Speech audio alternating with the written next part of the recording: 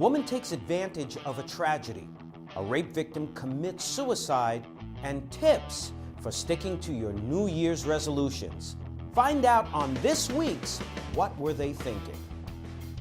There have always been cruel people that take advantage of heartbreaking tragedies. 37-year-old Newell Alba is one such con artist. She was arrested last week for posing as a relative of Sandy Hook shooting victim Noah Posner and scamming donors out of his intended funeral funds.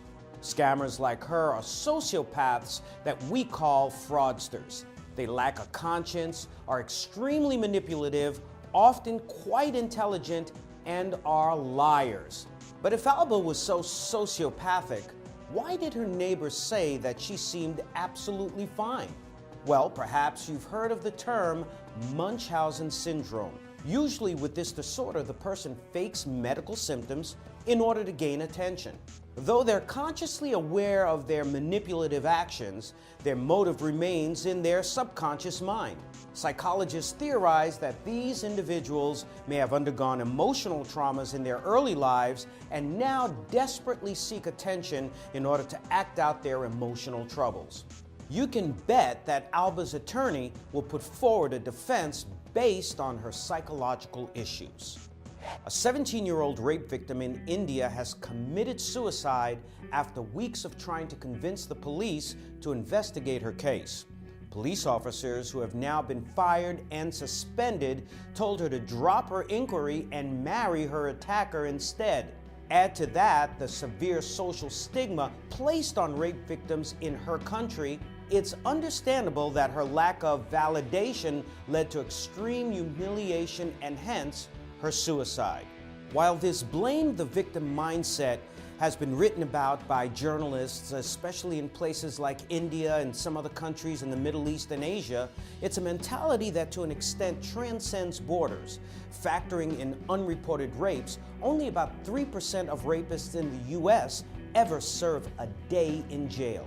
Sometimes, female victims are often characterized as being somehow responsible for the rape for reasons like it was the clothes she was wearing, she shouldn't have been out late at night by herself. A rape victim already feels physically and emotionally violated and desecrated.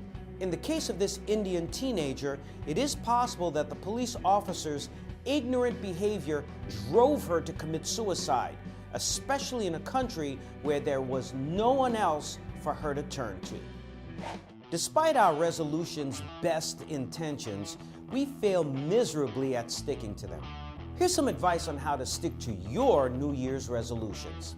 First, be realistic. Choose a goal that you can actually accomplish. Instead of gunning for a 25-pound weight loss in 1 month, aim for 5 pounds a month for 5 months. This will be easier on your body and your mind. Be focused. Work on one resolution at a time instead of choosing several disruptive, time-consuming goals simultaneously.